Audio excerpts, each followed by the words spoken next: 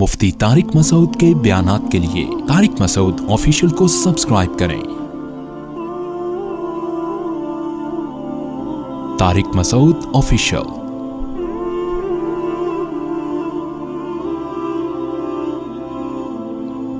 موت، زندگی، بیماریاں، خوشیاں، یہ سب ہماری لائف کا حصہ ہیں، ان کو بہت زیادہ ویلیو نہیں دینی چاہیے۔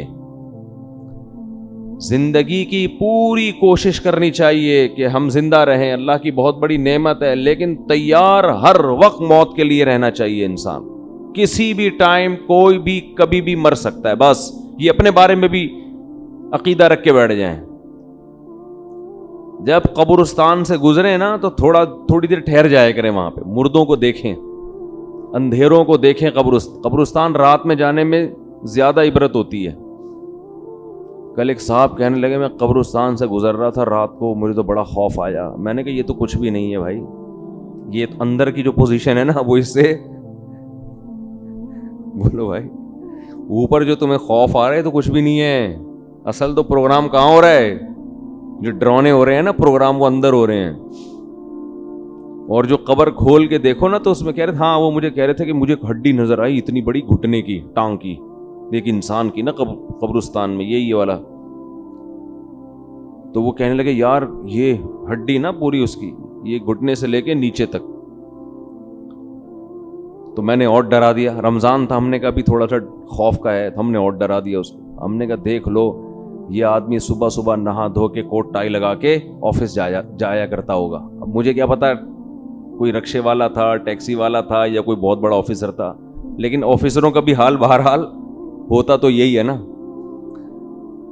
تو میں نے کہا یہ صبح صبح نہا دھو کے کوٹ ٹائی میں پرفیوم لگا کے اپنی لینڈ کروزر میں بیٹھ کے جاتا ہوگا، اور اب کیا حال ہوا ہے، اس کی ہڈی نکال کے لوگ دکھا رہے ہیں کہ یہ قبرستان سے کیا نکلی ہے، وہ ہے بھائی، بولو بھائی، ہڈی۔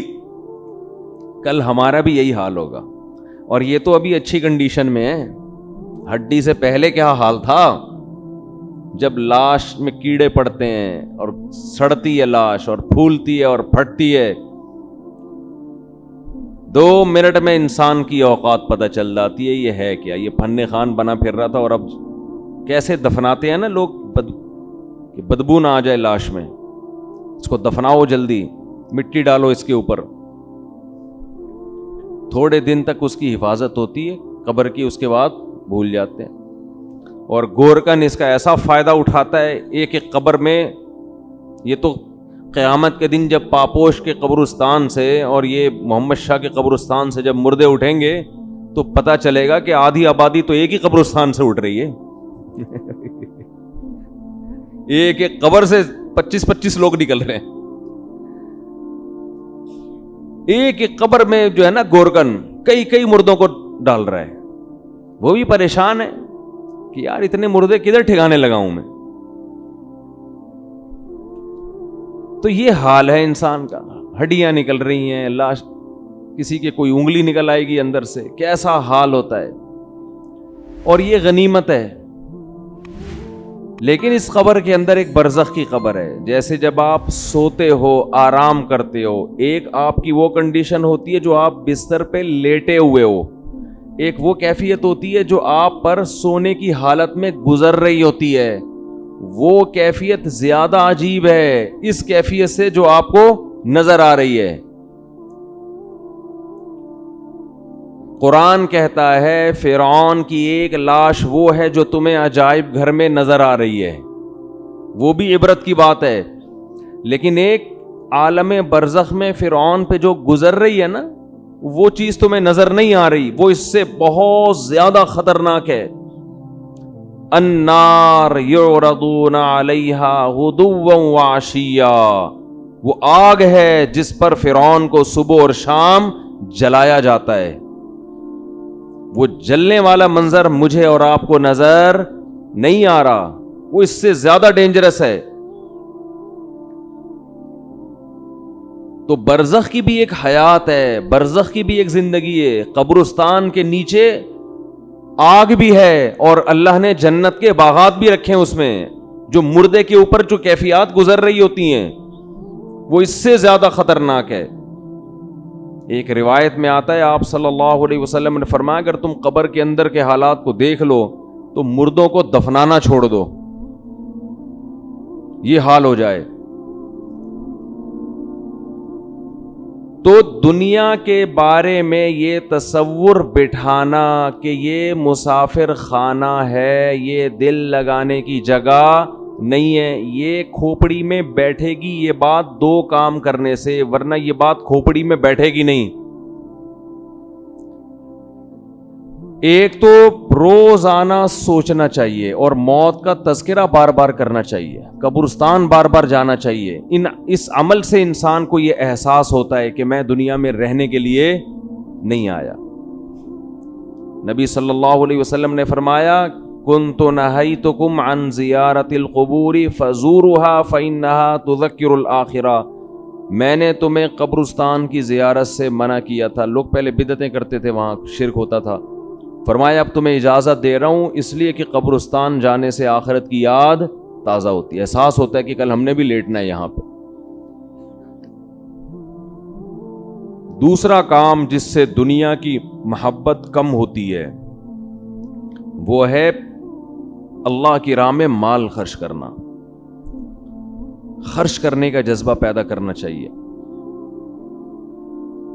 الذین ينفقون اموالهم ابتغاء مرضات اللہ وتثبیتا من انفسہم. سورہ آل عمران میں اللہ کا نے ارشاد فرمایا کہ نیک بندے اللہ کی راہ میں مال خرچ کرتے ہیں دو کاموں کی وجہ سے, ایک اللہ کو راضی کرنے کے لیے وتثبیتا من انفسہم, اور ایک اپنے آپ کو دین پر مضبوط کرنے کے لیے, اپنے دل سے دنیا کی دولت کی محبت نکالنے کے لیے. یہ جو نوٹ ہوتے ہیں نا, نوٹ کڑک کڑک, پہلے زمانے میں صوفیاء کرام اپنے مریدوں کے دل سے دنیا کی محبت نکالنے کے لیے ان سے نوٹوں کو جلوایا کرتے تھے.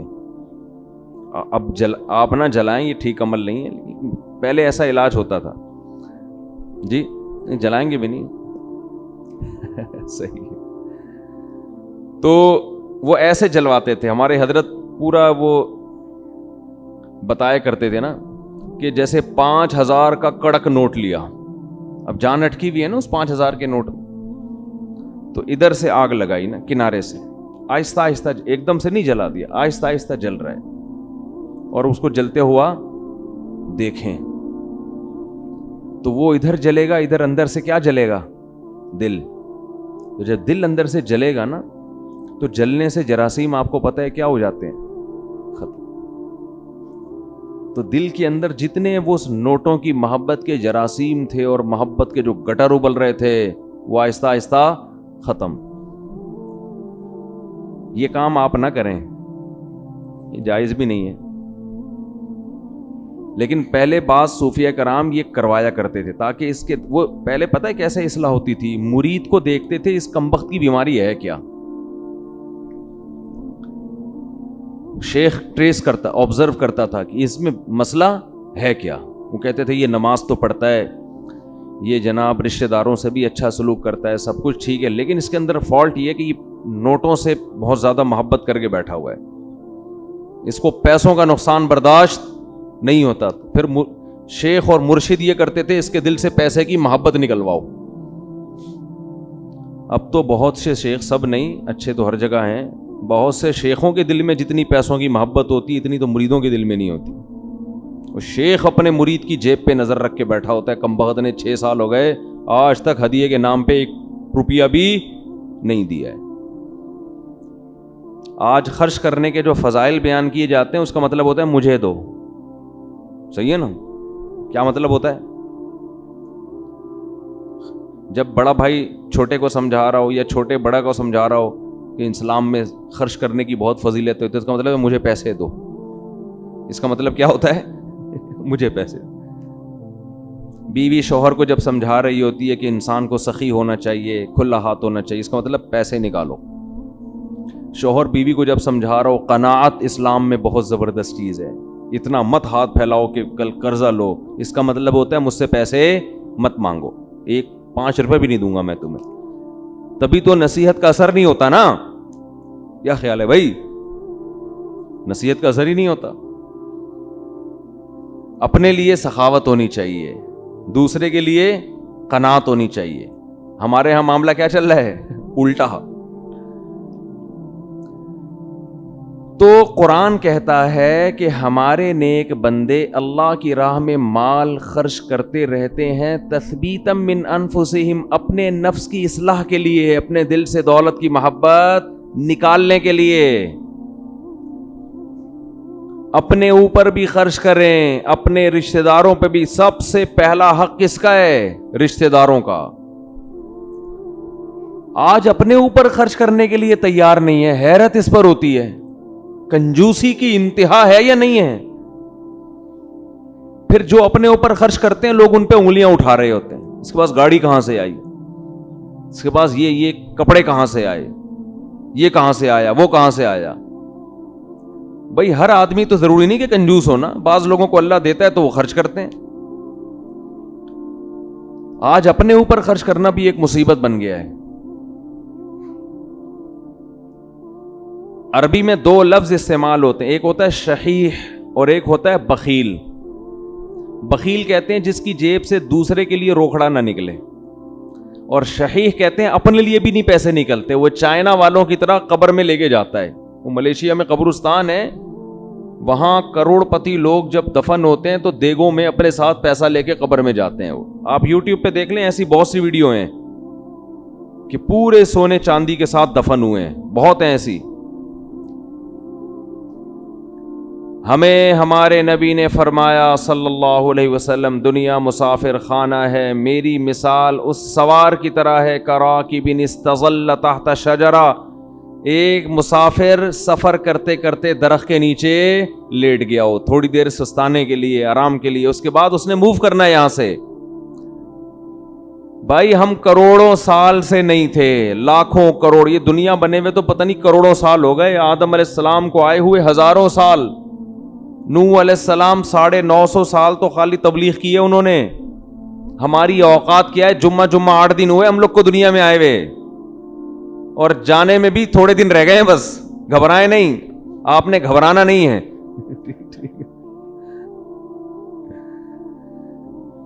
تو یہ میں آپ کو ڈرانے کے لیے یہ باتیں نہیں کر رہا کہ آپ کہیں یار جمعہ 8 دن نہیں اور 4 دن رہ گئے جانے میں. یہ حقیقت ہے. تو موت سے ڈرنے کا فائدہ نہیں ہے, موت سے دوستی لگانے کا فائدہ ہے. دیکھو جس ڈاکو نے پیچھا کرنا ہی ہو, آپ کسی محلے میں رہتے ہیں, آپ کو پتا چل گیا یہاں ایک بندہ میرے پیچھے پڑا ہوا ہے, میری ہاتھ دھو کے مارے گا وہ مجھے یا مجھے پکڑے گا, تو آپ محلہ تبدیل کر لو گے. کیا خیال ہے کہ بھائی اس دہشت گرد کو تو محلے سے نکالا نہیں جا سکتا, خود ہی محلہ تبدیل کر لو. جیسے ہی آپ نے محلہ تبدیل کیا وہ دوسرے محلے میں پہنچ گیا, پھر وہ آپ تیسرے محلے میں گئے, وہ وہاں پہنچ گیا. اب آپ بھاگ کے تھک گئے مگر وہ آپ کا پیچھا نہیں چھوڑ رہا. تو پھر آپ کیا کرو گے؟ وہی کرو گے جو امریکہ افغانستان میں کر رہا ہے, مذاکرات کی دعوت دو گے. آپ کیا کرو گے؟ بولو بھائی. قطر مذاکرات ہوں گے. یار بیٹھو آؤ, وہ تو کہہ رہے تھے 20 سال پہلے یہ کر لیتے ہیں مذاکرات, لیکن چلو دیر آئے درست ہے. وہ کہے گا آؤ بیٹھو مذاکرات کرتے ہیں. تو آپ بھی یہی کرو گے نا اس ڈاکو کے ساتھ کہ بھائی تمہیں کیا مسئلہ ہے, میری جان کے پیچھے ہاتھ دھو کے کیوں پڑ گیا ہے؟ آؤ بیٹھو, پیسے چاہیے, کیا چاہیے تمہیں؟ تو آپ مذاکرات کے ذریعے کمپرومائز کی بولو کوشش کرو گے کہ یار اس سے جان چھڑانا مشکل نہیں ہے, فل ٹینشن ہے یہ آدمی, بیٹھ کے کچھ ٹاک شاک کر کے, کچھ باتیں کر کے, کچھ دوستی لگاتے ہیں, دشمنی ختم کرتے ہیں. آخری نتیجہ یہ نکلے گا کہ نہیں نکلے گا؟ تو قرآن کہہ رہے کوئی عام ڈاکو تمہارے پیچھے کیا لگے گا, انما تکونوا یدرککم الموت, موت جیسے تمہارا پیچھا کر رہی ہے نا, پیسے دنیا میں پولیس کسی کا پیچھا نہیں کرتی, سمجھ رہے ہیں؟ وہ بھی ایک وقت کے بعد آ کے چھوڑ دیتی ہے. موت ایسا پیچھا کر رہی ہے, یدرککم الموت, قرآن کہتے ہیں موت ایسے پکڑے گی تمہیں, آ کے ادراک کرے گی تمہارا. وہ جس دن سے پیدا ہوئے ہیں اسی دن سے پیچھے پڑی ہوئی ہے, اور اس نے بہت کوشش کی ہم کو قبر میں اتارنے کی. بچہ جب پیدا ہوتا ہے کئی حادثات اس کی زندگی میں آتے ہیں, بچ جاتا ہے, کئی بیماریاں حملہ کرتی ہیں، بچ جاتا ہے. جوانی میں آتا ہے، کئی دفعہ حادثے ہوتے ہیں، بائک سے گرا، ایکسیڈنٹ ہوا، یہ ہوا وہ ہوا، بچ گیا. وہ تو اس وقت سے اڑنگیاں دینے کی کوشش کر رہی ہے. اڑنگی سمجھتے ہیں؟ جب ہم اسکول جاتے تھے نا تو ایک دوسرے کو اڑنگی دیتے تھے ہم. اب تو بچے اسکول بھی ایسے تمیز سے جا رہے ہیں، تمیز سے آ رہے ہیں، کوئی نہ اڑنگی نہ کوئی شرارت، تو ان میں کوئی صلاحیت ہی پیدا نہیں ہو رہی. ایسے ممی ڈیڈی ٹائپ کے بچے نکل رہے ہیں. ہمارے دور کے اسکول تھے، مزہ آتا تھا اسکول میں، اتنا بھاری بھرکم بیگ لٹکا کے اسکول جاتے تھے. ساتھ والے کو شرارت ہوئی، تھوڑا سا آگے گئے، اس نے تھوڑا سا ٹانگ میں یوں کیا، بڑک جو ہے نا آگے گرے. پھر ہم بدلہ لینے کے پیچھے پڑے ہوئے تھے، اب ہم بھی اڑنگی دیں گے. راستے میں ہی پھڈا ہو رہا ہے، گتم گت مار رہے ہیں ایک دوسرے کو، پھر سلو ہو رہی ہے، پھر جا رہے ہیں. اس طرح سے ہم پونے گھنٹے میں اسکول پہنچتے تھے. پھر لیٹ ہونے کی وجہ سے پی ٹی ماسٹر کھڑے ہوئے ہوتے تھے وہاں پہ، ان کے سامنے ہاتھ پہ اب ڈنڈے کھاؤ، لیٹ کیوں پہنچ، اس سے ہاتھ مضبوط ہوتے تھے. حقیقت ہے نا.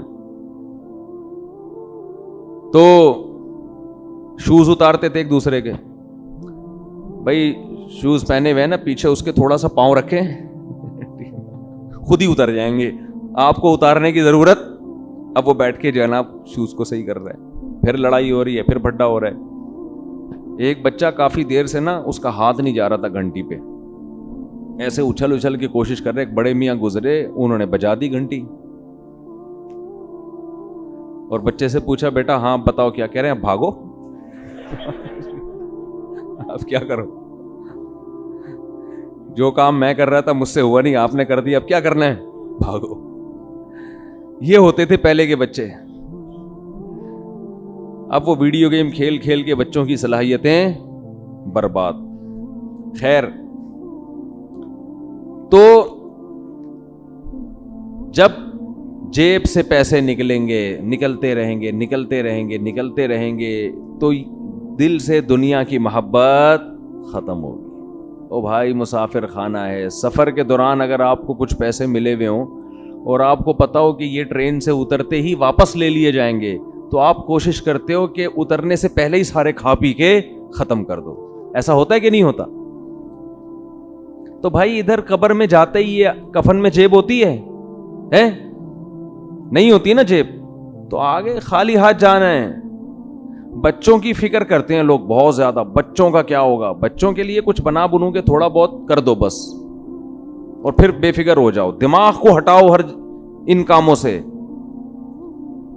اللہ نے کچھ وسائل دیے تو تھوڑا بہت بچوں کے لیے، بہت زیادہ اس میں بھی ٹینشن نہ لو. بچہ 2 ہاتھ 2 ٹانگیں لے کے پیدا ہوتا ہے، وہ خود بھی تو کمائے گا، اللہ نے اس کو بھی تو کمانے کی صلاحیت دی ہے. اور بچے کو بھی یہ بتا دو کہ مسافر خانہ ہے، یہ یہاں ہمیشہ رہنا نہیں ہے، جب میں جاؤں گا تو کون سا یہاں پڑا رہے گا. تو اس کو بھی یہ بتا دو یہ مسافر خانہ ہے، یہ رہنے کی جگہ نہیں ہے. وہ میں اپنے چھوٹے بچوں کو صبح سحری کے وقت یہ سمجھا رہا تھا نا کہ دیکھو ہم سب نے مرنا ہے.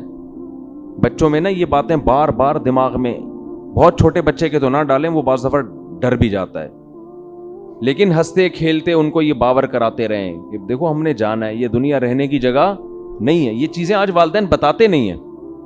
تو میں بچوں کو لے کے بیٹھا ہوا تھا، چند دن پہلے کی بات ہے، میں بچوں سے کہہ رہا تھا دیکھو بچوں سب نے جانا ہے، سب سے پہلے ہو سکتا ہے میں جاؤں.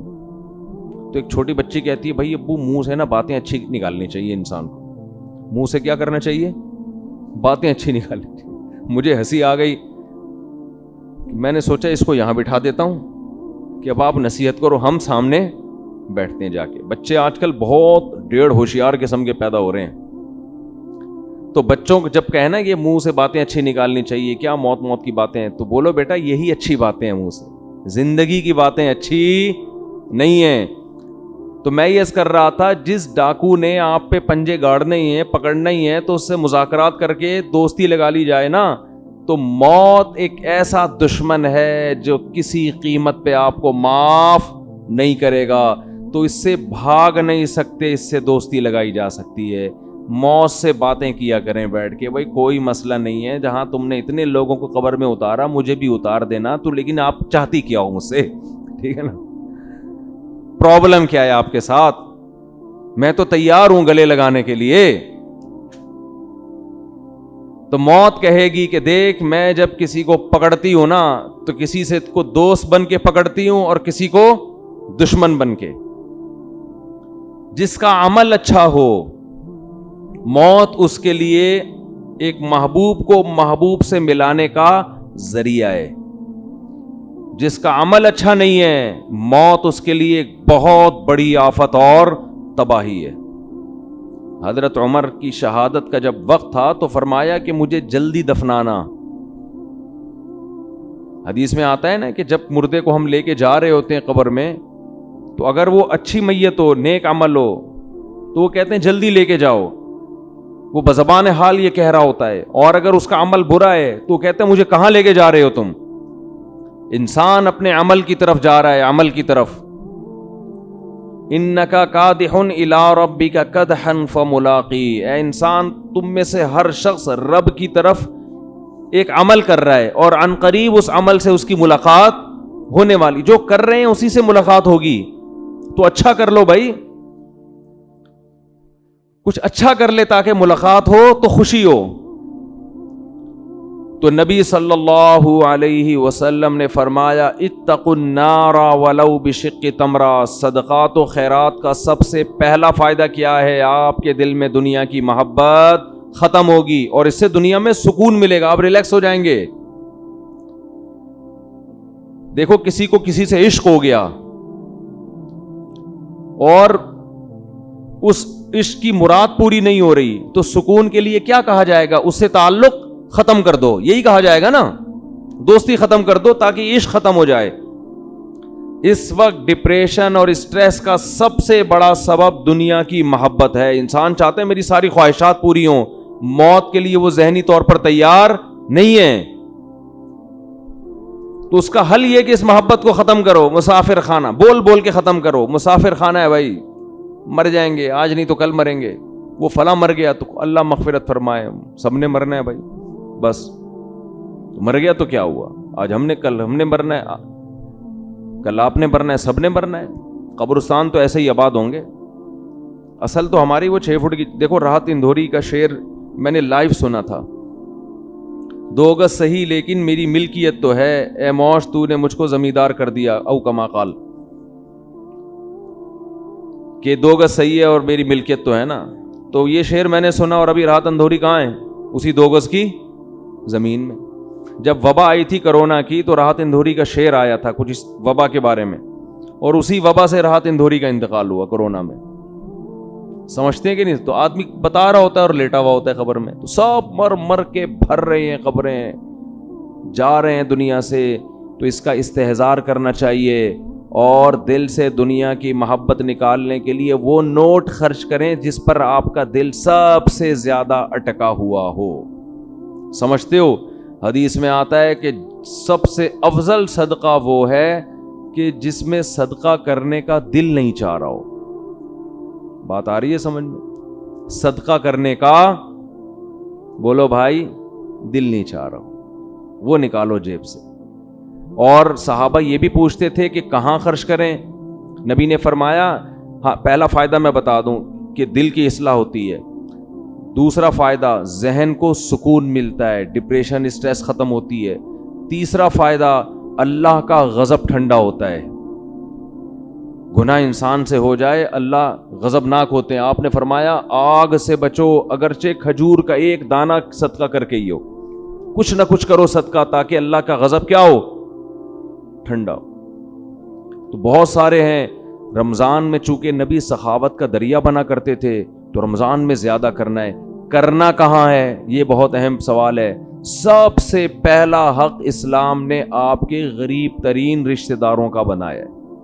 آج کل غریب لوگ مارکیٹ میں اویلیبل ہیں نہیں. پہلے میں یہ بتا دوں, آپ غریب تلاش کرنا مشکل کا ہیں لیکن اتنے آسانی سے نہیں ملتے, اس میں فراڈی زیادہ ملتے ہیں. تو اگر رشتہ داروں میں کوئی واقعی مستحق ہے تو جنت کمانے کا اس سے بہتر موقع آپ کے پاس نہیں ہے. اور رشتہ داروں کو تو ویسے بھی ہدیے دے دیا کرو بھائی.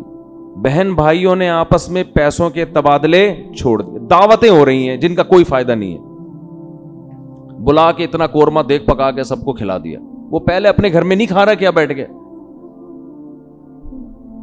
پیسوں سے جتنی حاجت پوری ہوتی ہے کسی کی, اتنی دعوتوں سے پوری نہیں ہوتی. تو پیسے دو بھائی ان کو. رواج ہی ختم ہو گیا کہ بھائی اپنی بہن کو لفافے میں ڈال کے پیسے دے دے. اور رشتہ دار جو قریبی ہے نا, ان کے لیے مستحق ہونا ضروری نہیں ہے. مستحق تو زکوٰۃ کے لیے ضروری ہے, پھر ورنہ زکوٰۃ ادا نہیں ہوگی. ویسے صدقہ دینے کے لیے سامنے والے کا مستحق ہونا ضروری نہیں ہے. اپنے قریبی رشتوں کو آپ ہدیے کے نام پہ لفافے میں پیسے ڈال کے دے دیا کرو. یہ چیز ہمارے معاشرے میں ختم ہو رہی ہے. تہادو تحابو, آپ نے فرمایا ایک دوسرے کو ہدیے دیا کرو, اس سے محبت بڑھے گی. بجائے دینے کے کیا کر رہے, الٹا کھا رہے ہیں. تو سب سے پہلا حق کس کا ہے؟ قریب ترین رشتہ داروں کا, پھر دینی مدرسوں کا, پھر اور جو بھی اللہ نے آپ جو بھی خیر کے کام ہیں, ہسپتال ہیں جو اچھے کام کر رہے ہیں, کہیں بھی جہاں آپ کا دل کھٹکتا ہے.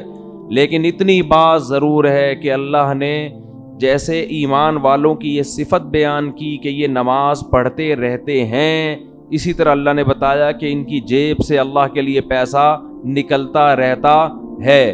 اور یہ پیسہ آپ کی جیب سے نکل کے ضائع نہیں ہو رہا, اللہ کے بینک میں انویسٹ ہو رہا ہے, اللہ کی تجارت میں انویسٹ ہو رہا ہے. اللہ فرماتے ہیں کہ اللہ سخی ہے, وہ بہت زیادہ اس کو بڑھا چڑھا کے دے گا. اس کی مثالیں دی کمثل حبۃ, جیسے گندم کا ایک دانہ, اس میں آپ کو لاکھوں دانے نظر نہیں آئیں گے, لیکن آپ زمین میں بوئیں تو ایک ایک دانے سے کیسے لاکھوں لاکھوں دانے پیدا ہوتے ہیں. تو ایسے ہی اللہ مسلمان کے صدقات و خیرات کو پھیلاتا رہتا ہے اور بڑا کرتا رہتا ہے اس کو. اللہ سے دعا ہے کہ ہمیں اس جہنم کی آگ سے بچنے کی فکر میں اللہ صدقات و خیرات کی توفیق عطا فرمائے.